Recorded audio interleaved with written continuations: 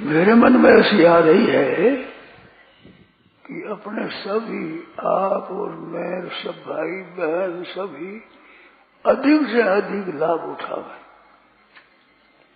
तो अधिक से अधिक लाभ कैसे हो,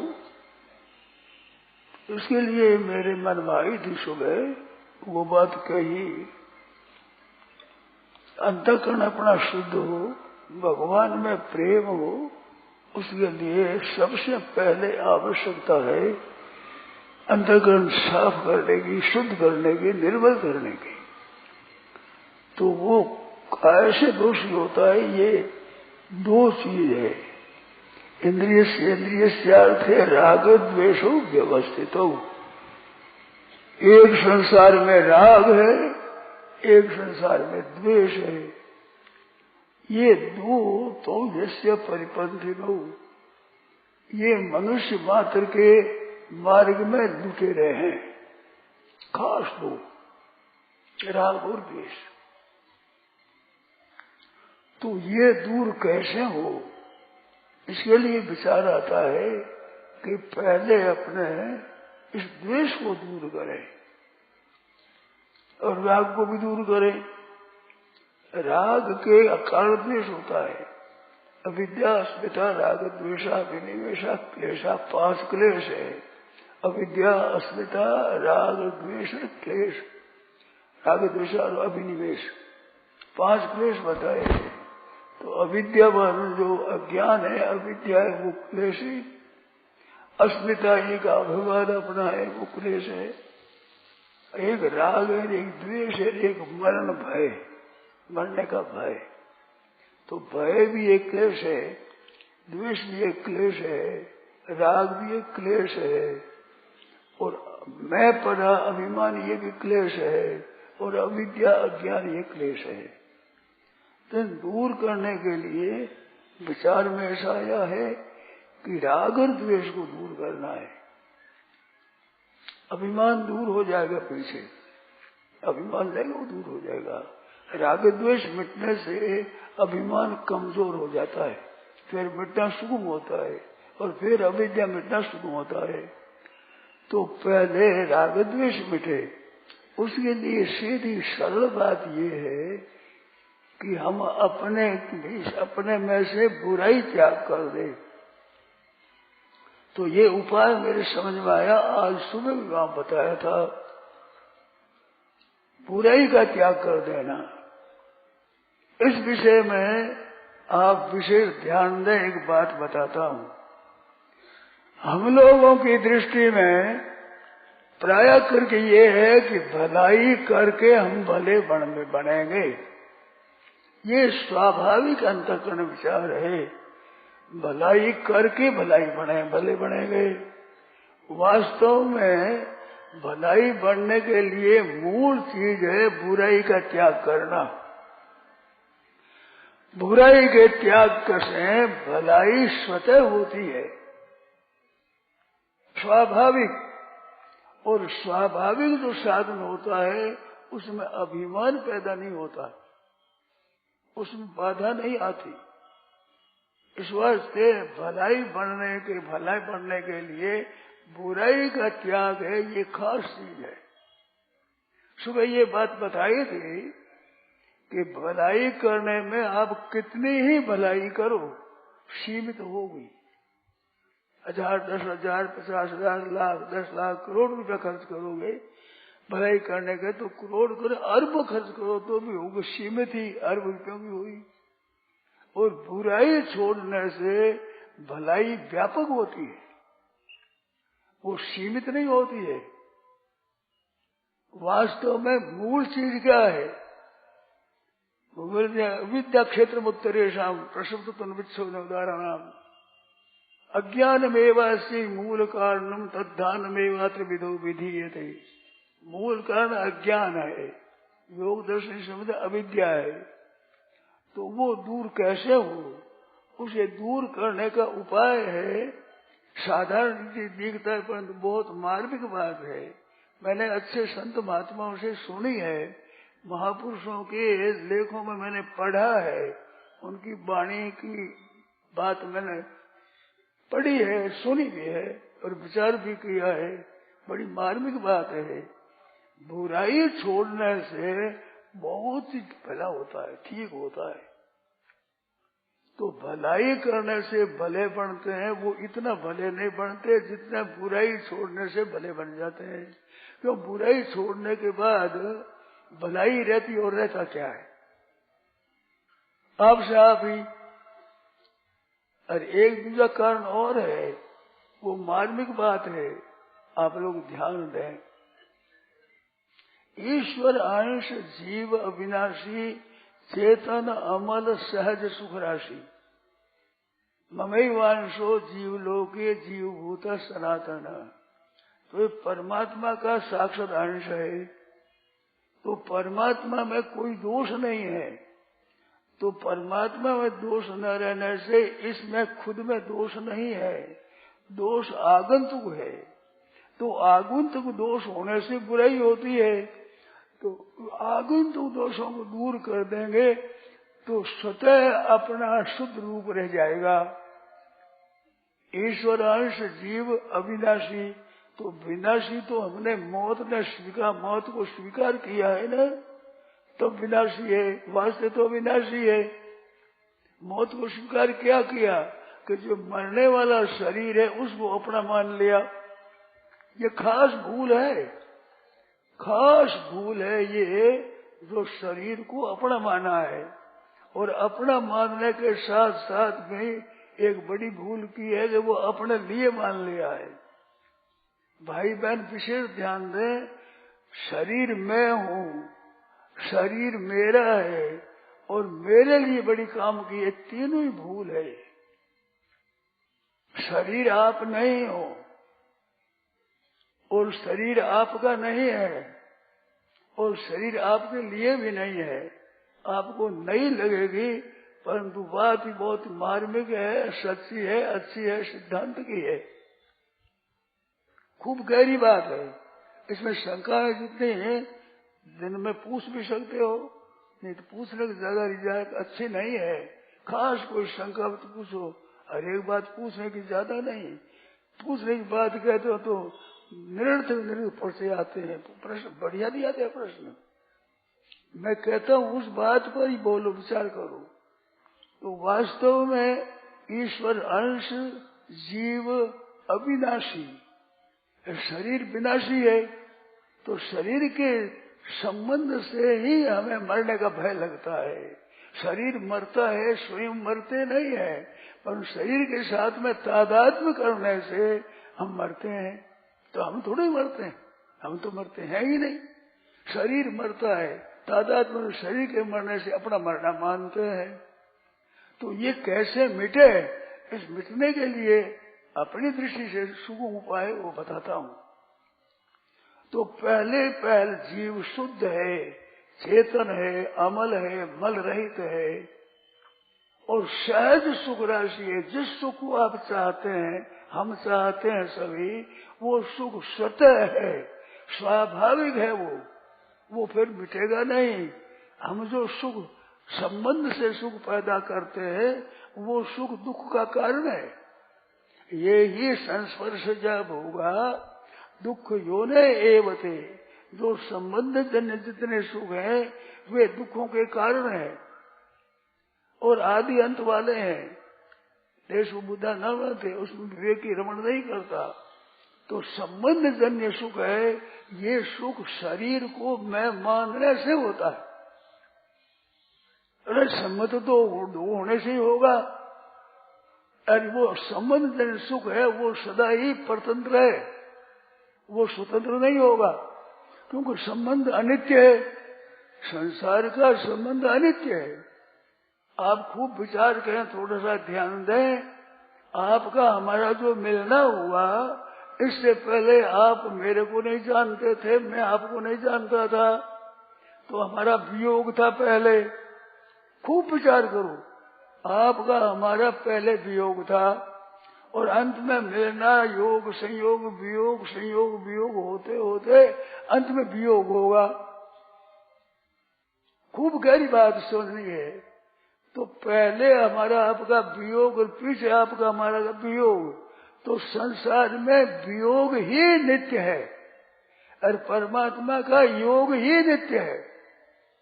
संसार का संबंध नित्य है ही नहीं, होगा ही नहीं, हो सकता ही नहीं, संभव ही नहीं है। संसार का वियोग ही नित्य है, क्यों पहले वियोग था और अंत में वियोग होगा। शरीरों का संयोग हुआ और वियोग होगा, और वर्तमान में वियोग हो रहा है।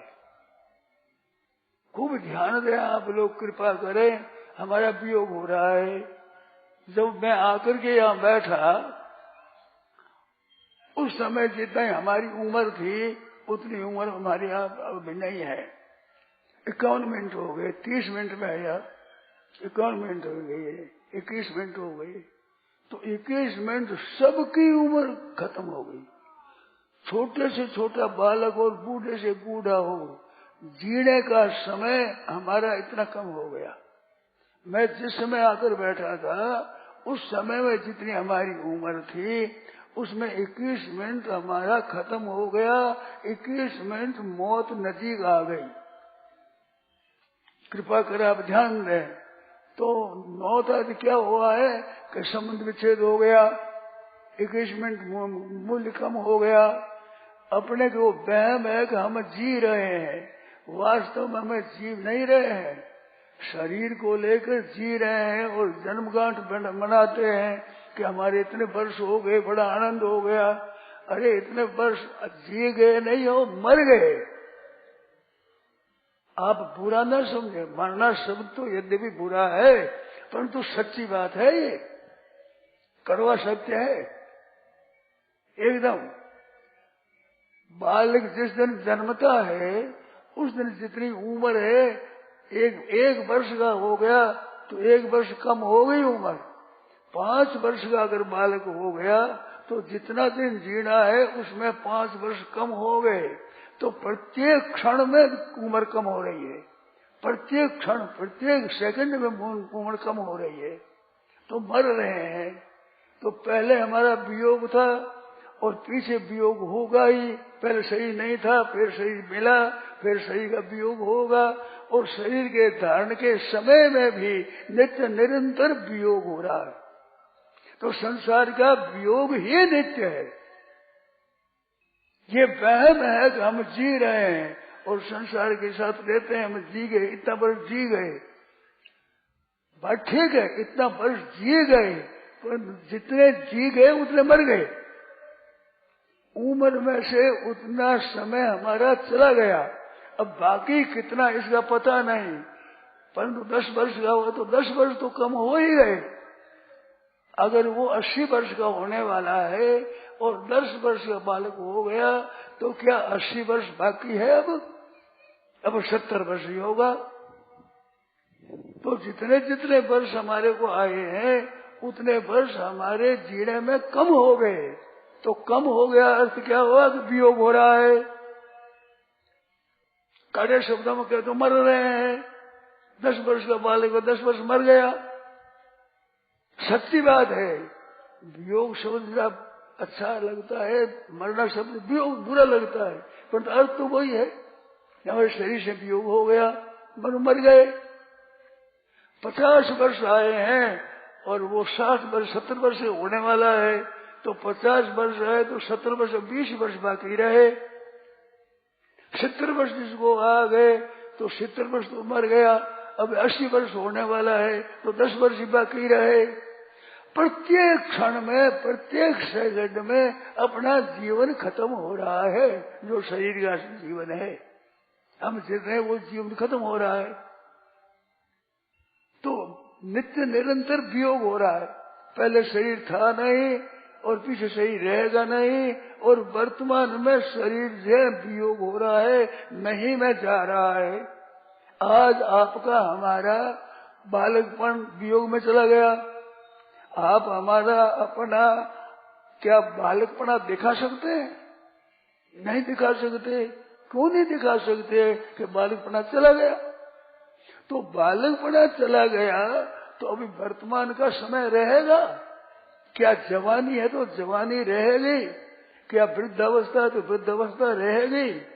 जब बालकपन चला गया तो जवानी भी चली जाएगी, वृद्धावस्था चली जाएगी, रोगी अवस्था भी चली जाएगी, रोगी निरोग अवस्था भी चली जाएगी और मृत्यु हो जाएगी, शरीर छूट जाएगा। तो संसार में नित्य निरंतर वियोग हो रहा है हमारा। जिसको जीना कहते हैं वो जीना तो असत्य बात है, और वियोग में मर रहे हैं, सब मर रहे हैं। ये मनुष्य ही नहीं, पशु पक्षी सब मर रहे हैं, ये मकान भी सब गिर रहे हैं, चंद्रमा सूर्य तारा नक्षत्र भी गिर रहे हैं, ये भी उम्र में खत्म हो रहे हैं। सबका अभाव हो रहा, अभाव में जा रहे हैं, अभाव में।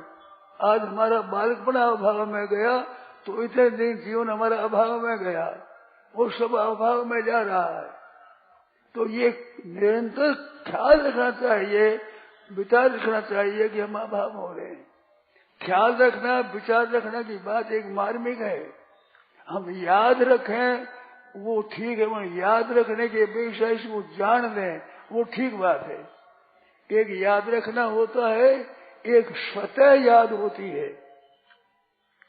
जैसे हम जोधपुर में हैं तो उसको याद रखना नहीं पड़ता, इसकी माला जप करना नहीं पड़ता कि हम जोधपुर में हैं, ये माला नहीं जपते। परंतु सोते हुए उठते हैं, स्वाभाविक ही हमें ख्याल होता है हम जोधपुर में हैं। तो ये क्या है, ये वास्तव में जोधपुर में है, ये हमारी क्या है, स्वतः स्वाभाविक ज्ञान है। ये ज्ञान जो होता है वो नित्य होता है। तो हम जोधपुर में है, ये स्वाभाविक हमारी स्थिति बनी हुई है। तो यह जप करना नहीं पड़ता है, याद करना नहीं पड़ता है, ये हमारी स्थिति है। ऐसे ही सज्जनों, हमारा शरीर जा रहा है, ये याद करना नहीं पड़ता है, याद रहता चाहिए, स्वतः रहना चाहिए, स्वाभाविक भाई हरदम समझ आ रहा है। तो इसे क्या होगा कि जो काम करना है वो जल्दी करो, पता नहीं कब जड़ा हो जाए। मारे ही काल अचानक चपेट की हो, ये घड़ी के बजा की ढेरी, ये हो जाने वाला है। इस वास्ते जो काम करना हो जल्दी करो। मुख्य काम परमात्मा की प्राप्ति करना है, दूसरा काम भी जो कुछ आपको करना है उम्र में वो जल्दी करना चाहिए। पूर्णम यतेत न मतेत मृत्यु यावत, जब तक मौत नहीं तब तक जल्दी कर दो काम। ये विशेष सेवन तो सब जगह मिल जाएगा, भोग सब जगह मिल जाएगा, नींद सब जगह आ जाएगी, राग द्वेष सब जगह हो जाएगा, लड़ाई सब जगह हो जाएगा, परंतु परमात्मा की प्राप्ति सब जगह नहीं होगी। ये मानव शरीर में ही होती है, दूसरे शरीरों में नहीं होती। तो वो मनुष्य के करने लायक ये काम है, ये पशु पक्षी नहीं कर सकते। अरे भाई पशु पक्षी दूर रहे, देवता नहीं कर सकते।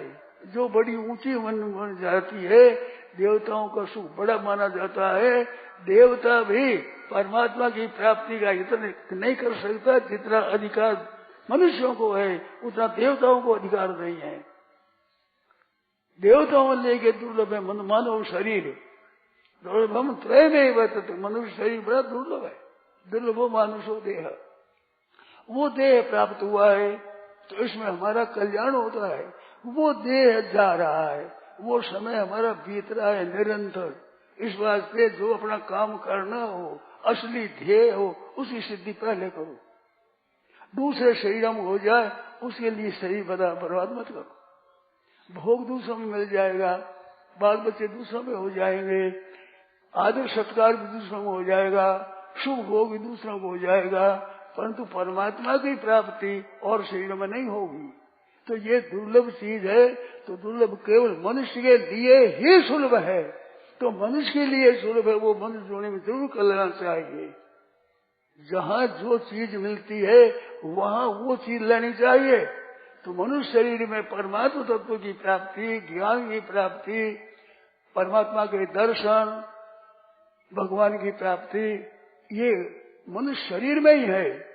इस वास्ते मनुष्य शरीर में ये काम सबसे पहले करने का है।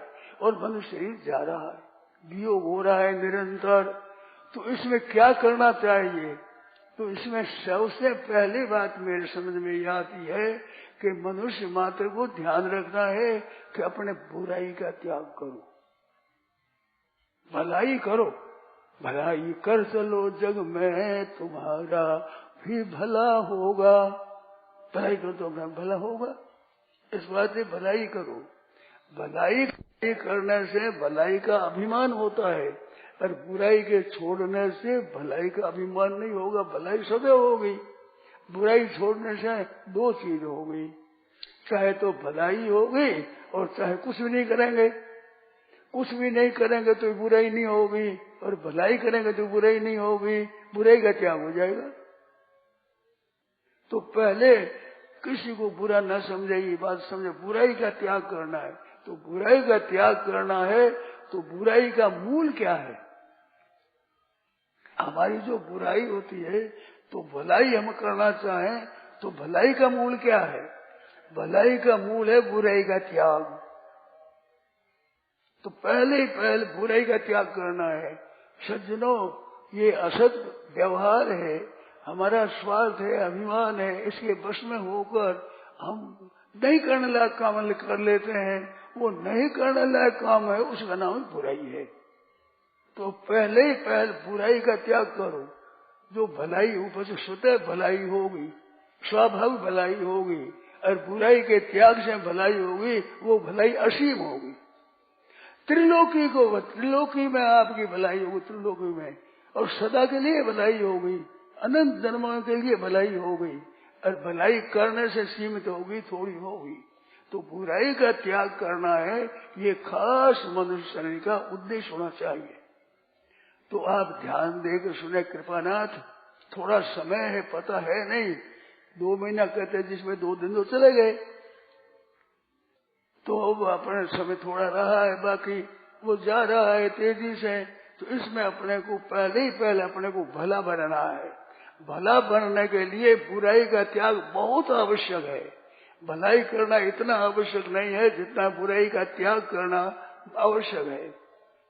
तो बुराई का त्याग करेंगे, तो बुराई के त्याग के लिए क्या करें? उसके लिए मैंने 3 बात बताई। सुबह कही थी, वो आज अभी भी कहता हूँ, और विचार है कि फिर बार बार कहूँ, जिससे कि अपने हृदय में जम जाए। 3 बात। किसी को बुरा मत समझो, कोई भी वास्तव में बुरा नहीं है।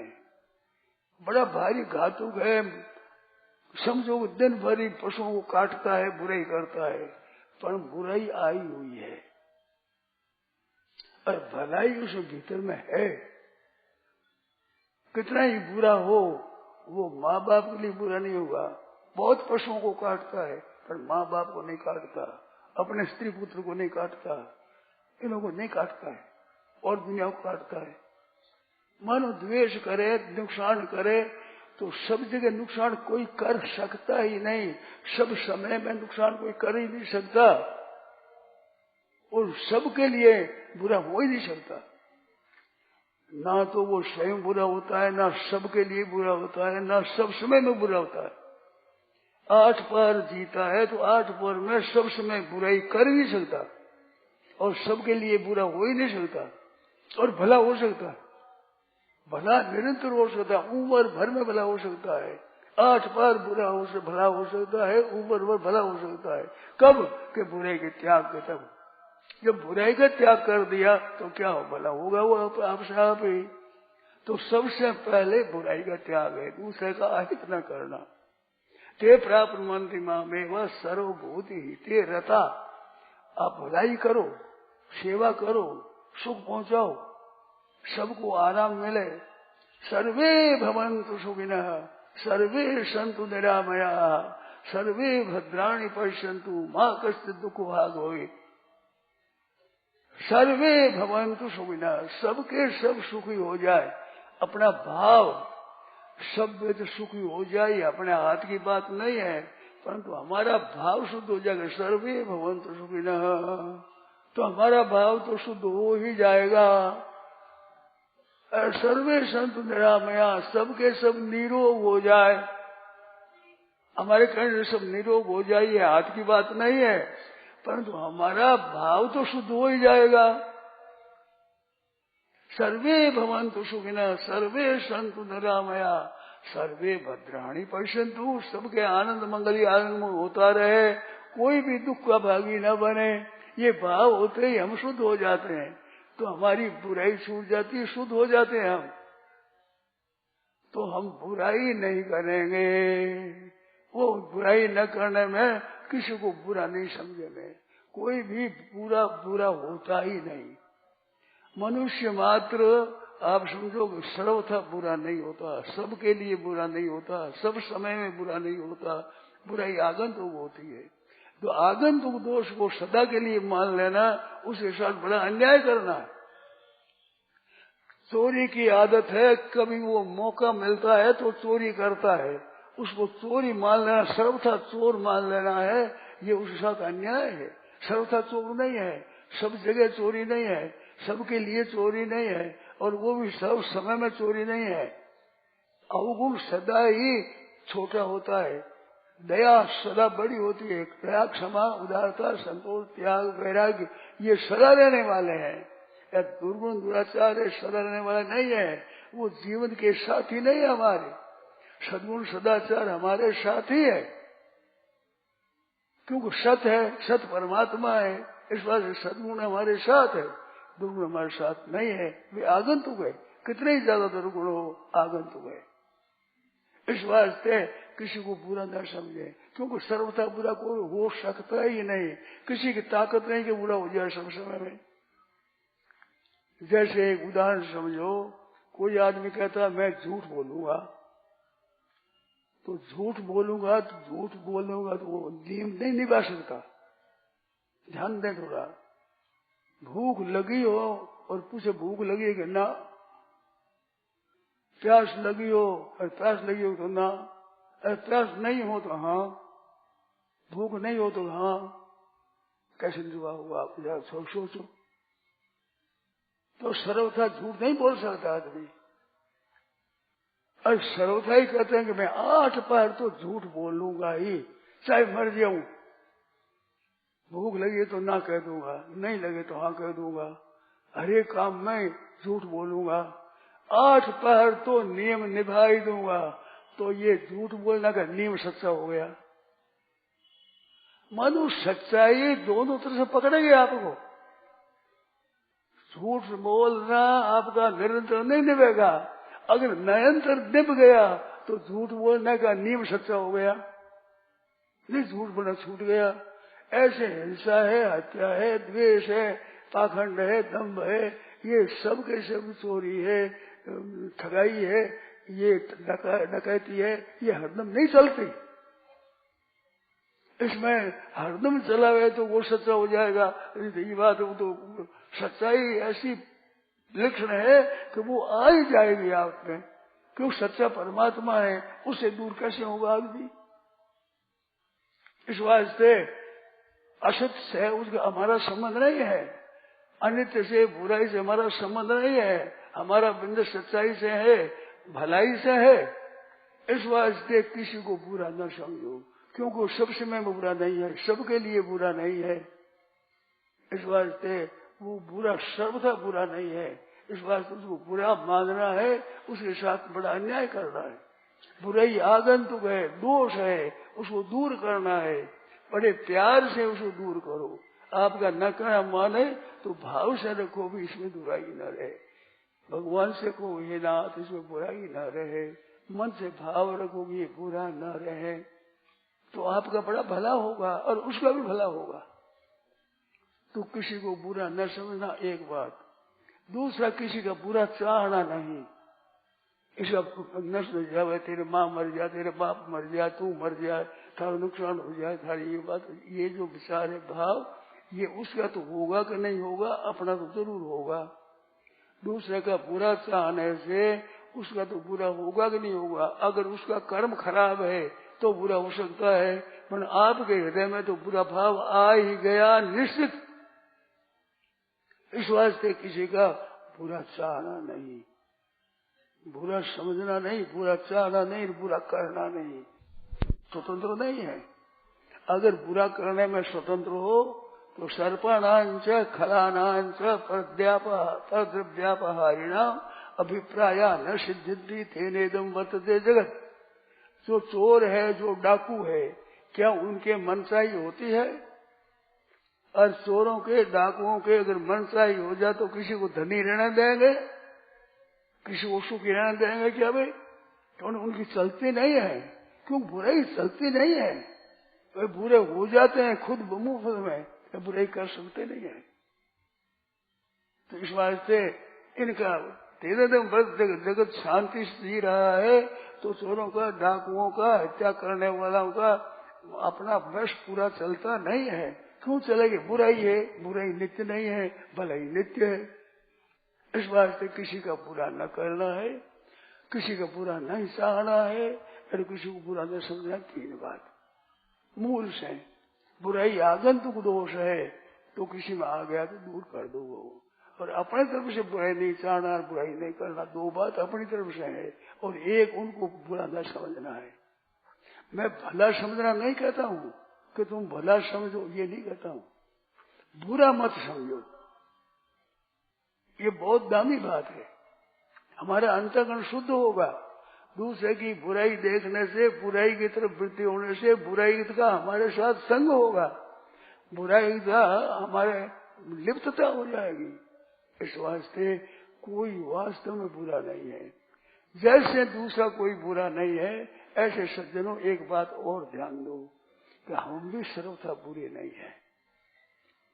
हमारे में बुराई आई है, पर हम बुरे नहीं है सर्वथा। बुरा अपने को भी पूरा कायम मत करो कि मैं तो बुरा हूँ, मैं बड़ा कामी हूँ, बड़ा लोभी हूँ, बड़ा क्रोधी हूँ, बड़ा खराब हूँ। ऐसा अपने में भी स्थायी मत मानो, क्योंकि आप स्वयं खराब नहीं है। ईश्वर अंश, जीव अविनाशी, चेतन अमल, शुद्ध तो आप सत्व है, मलिन आप सब समय में नहीं है। तो ना अपने में बुराई कायम करना है, ना दूसरे में कायम करना है। ये बड़ी भारी उपकार की बात है और उन्नति की बात है, भला बनने की बात है, मूल चीज है। इस वास्ते न अपने को बुरा माने, न दूसरे को बुरा माने। अपने में जो बुराई आई है उसका त्याग करें। अपने को अपना अवगुण दिखता है तो वो अवगुण दिख है तो दूर करो।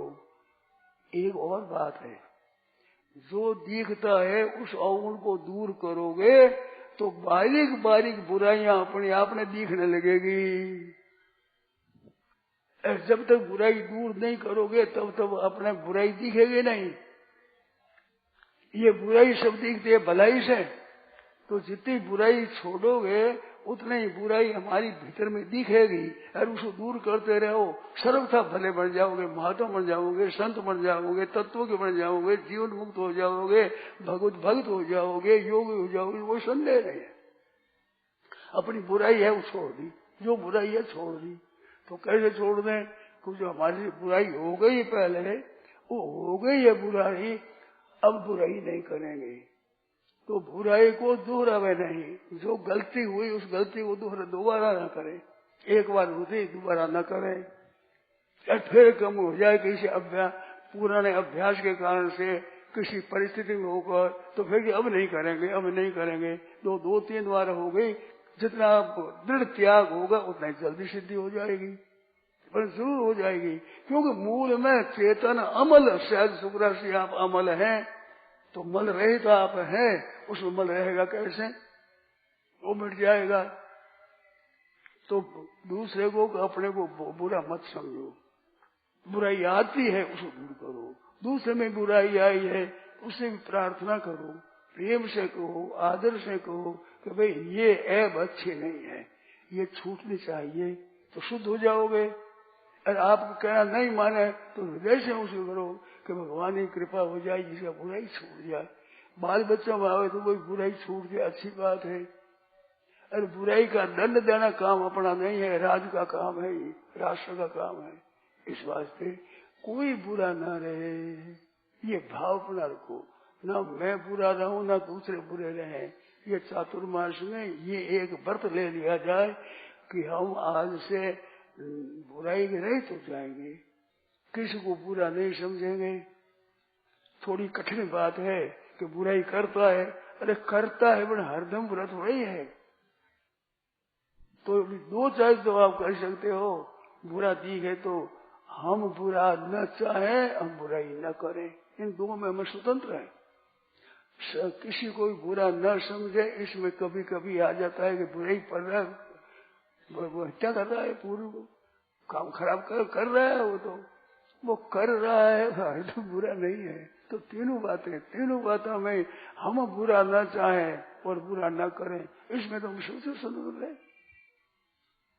इसमें स्वतंत्र है तो न बुरा चाहे न बुरा किसी का करें, तो ये भला आप साफ हो जाएंगे। तो ये भला हो जाने पर आपकी भलाई आप साफ होगी। तो बुरा मानना नहीं, बुरा किसी का चाहना नहीं और किसी की बुराई करना नहीं। अगर सत्संग में आए हो और सत्संग में लाभ चाहते हो तो बुराई भी नहीं छोड़ते तो क्या छोड़ोगे बताओ? क्या धन का त्याग करोगे, गृहस्थ का त्याग करोगे, भाई बंधुओं का त्याग करोगे, स्त्री पुत्रों का त्याग करोगे, माँ बाप का त्याग करोगे? बुराई भी नहीं त्याग कर सकते तो क्या त्याग करोगे? कम से कम ये तो त्याग करना ही है। तो सुगम बात है। इस बार किसी को बुराई करेंगे नहीं भाई, किसी को बुरा चाहेंगे नहीं।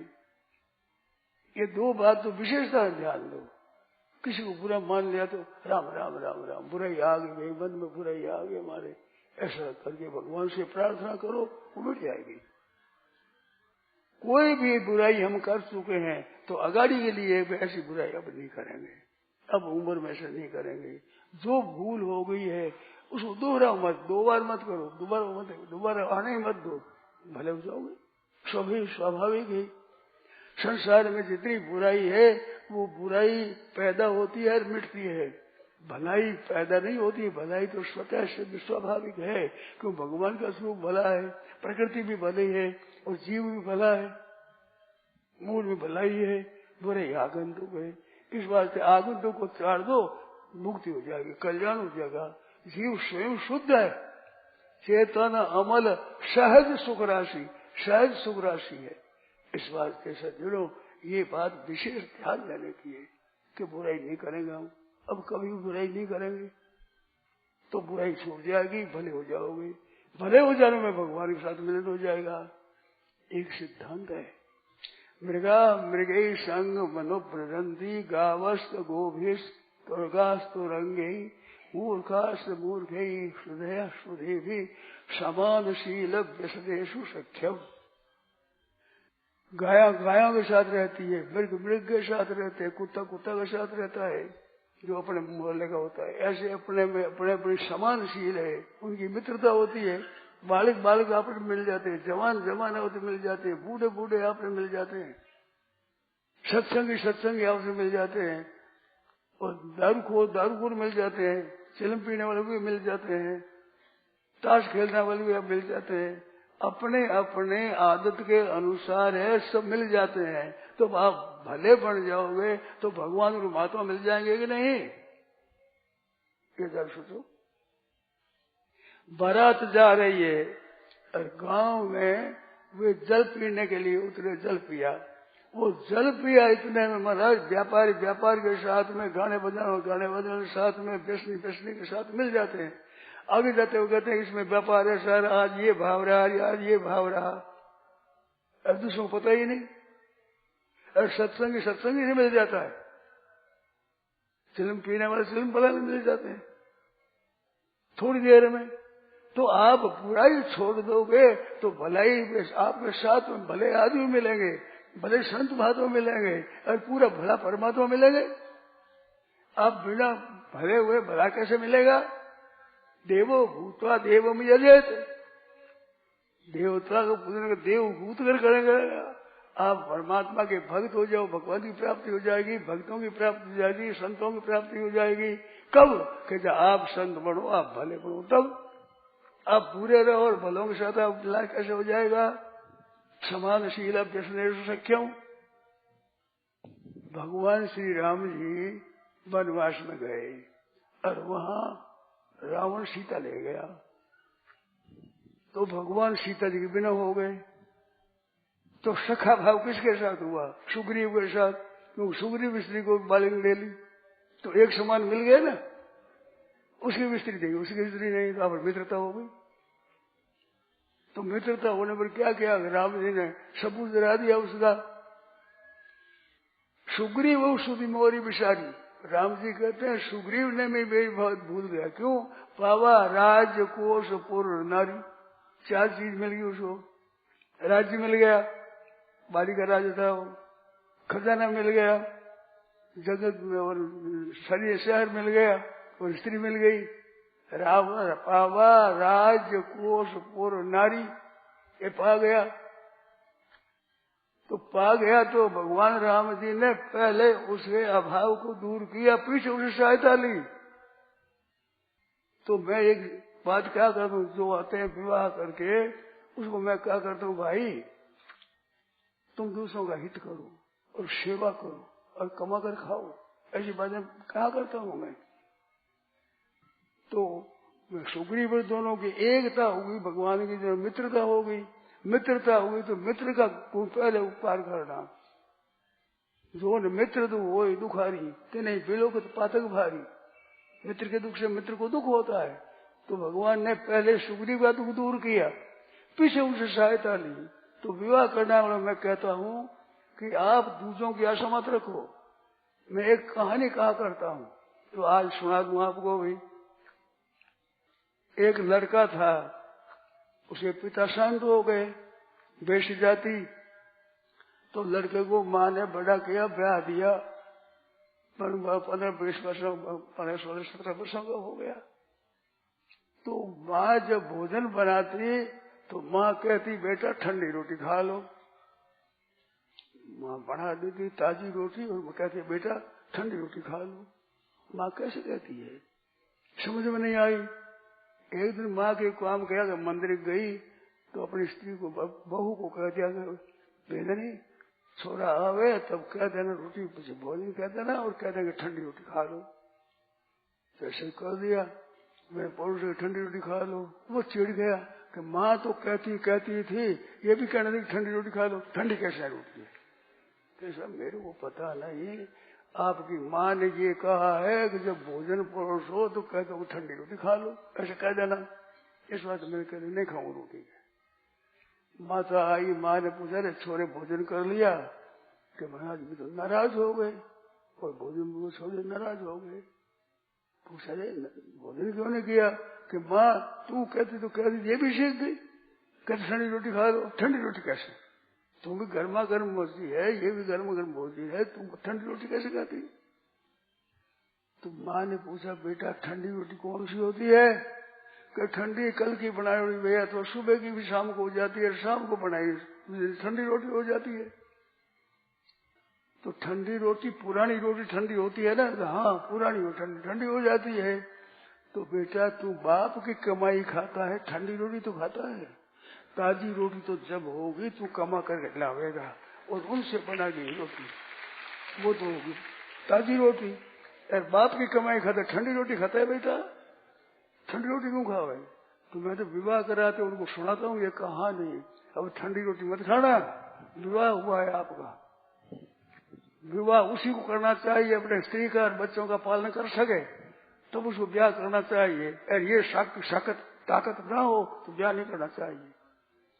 राम जी के सीता जी को जब रावण ले गया तो किसी रामायण में मैंने ऐसा नहीं पढ़ा है, आप बता देना किसी में हो तो, कि भरत को संवार दिया कि भरत तू मेरी सहायता कर, मेरे को स्त्री को ले गए लोग, किसी भी नहीं कहा।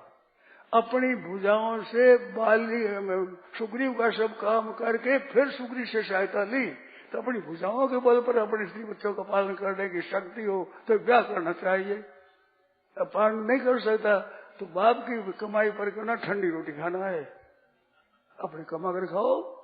और स्त्री बच्चों का पालन न कर सके तो ब्याह नहीं करना चाहिए, अपनी भुजाओं पर करना चाहिए। राम जी ने भरत आदि की सहायता ली कि मेरी स्त्री को ले गए हैं। वाल्मीकि में आता है कि भरत जी ने तैयारी करी थी कि रावण ले गए तो उस पर चढ़ाई करो, पर राम जी ने समाचार नहीं दिया कि भाई मेरे में आफत आ गई, तुम सहायता कर डाल। वो कहते सहायता दूं तो मैं दूसरे की सहायता करके सहायता लूंगा, मुफ्त में सहायता नहीं लेता घर वालों के लिए। तो इस तरह से अपनी ताकत रखनी चाहिए। तो ब्याह करो, नहीं तो ब्याह मत करो। करो तो भाई स्त्री बच्चों का पालन कर सके। इस वास्ते मैं लड़की वालों को भी कहता हूँ, बड़ी लड़की हो वो कम से कम अपने स्त्री बच्चों का पालन कर सके, ऐसी योग्यता हो कम से कम, तो उसको अपनी पुत्री दे दो। नहीं तो देना चाहिए जैसे बहन भाई है, भाई के जितनी संपत्ति है उसे सवाई संपत्ति में बहन को देना। तो भाई से कमजोर बहन न रहे, इस बात अच्छा घर में देना, पर कम से कम नीचे उतर, इससे नीचे उतरा नहीं। क्या अपने स्त्री बच्चों का अपन स्वयं पुरुषार्थ पालन कर सके, ऐसा देख कर अपनी कन्या देना। नहीं तो कन्या दुख पावेगी, बच्चे भी दुख पावेंगे। इसका अर्थ क्या हुआ? अर्थ है कि अपनी सामर्थ्य पूर्वक काम करना। अपने सामर्थ्य नहीं हो तो काम नहीं करना। अनुबंधम क्षयम हिंसा अनपेक्षित पौरुषम मोहर आदि कर्म। अपना शक्ति नहीं दे कर्म आरम्भ कर देता, उसका कर्म ठीक नहीं होता। तो हमें शक्ति से करना चाहिए। फिर हम पीछे पर आ जाते हैं कि हम बुराई का त्याग कर दें, फिर भलाई स्वतः होने लगेगी, स्वाभाविक ही। तो बुराई के त्याग के लिए 3 बात खास मुख्य है।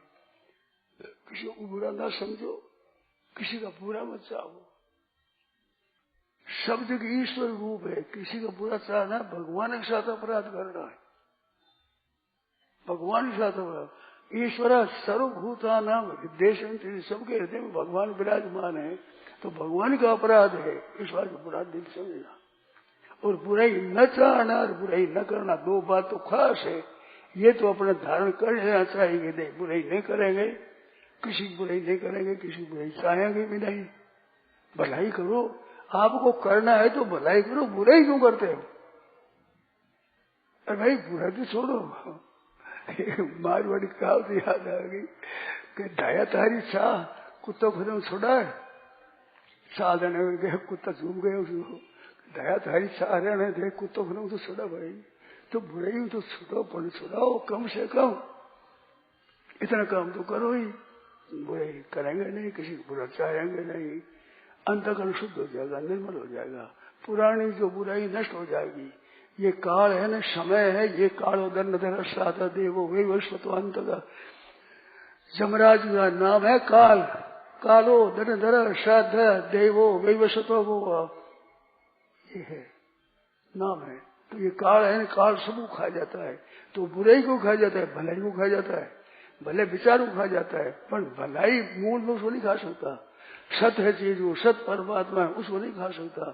काल को खा जाता है सत। ब्रह्मा विनितन बीच में मत कर काटे कोई, उल्ट काल को खाते हजार गुरु हो। तो भगवान का भगत काल को खा जाता है, वो मरे नहीं, बार बार मरेगा ही नहीं। तो आपकी बुराई पुरानी है, नई बुराई नहीं करोगे तो बुराई को काल खा जाएगा, मिट जाएगी वो। ऐसे भला विचार है तो भला काम जल्दी करो, नहीं तो भला विचार भी काल खा जाएगा। अच्छा काम विचार किया, कुछ दिन बढ़ने के बाद वो छूट जाता है। तो इस वास्ते अच्छा काम जल्दी से शुभ शीघ्र और बुरा काम मत करो। तो ये बुराई का त्याग कर देना है, बहुत बड़ा भाग है, बड़ा पुरुषार्थ है। तो आप लोगों से प्रार्थना है कि आप लोगों ने इतनी मेहनत की है, खर्चा लगाया है, आयोजन किया है, और भाई बहन बहुत दूर से भी आए हैं, यहाँ के भी आते हैं और अपना काम धंधा छोड़कर आए हैं, तो लाभ लेना चाहे विशेष, तो विशेष लाभ लेने के लिए ये बात मैंने आज आपके सामने रखी है कि किसी को भी बुरा ना समझो, अंतःकरण निर्मल हो जाएगा, आप शुद्ध हो जाएगा। शुद्ध आप साफ होता है भगवान की कृपा से, स्वाभाविक ही, क्योंकि चेतन अमल सहज सुख राशि। इस वास्ते बुराई का त्याग करने से भलाई आप साफ होने लग जाएगी। ऐसी मार्मिक बात है। इस वास्ते सदा के लिए छोड़ दो। सदा के लिए तभी छोड़ोगे जब पहले कम से कम 2 महीना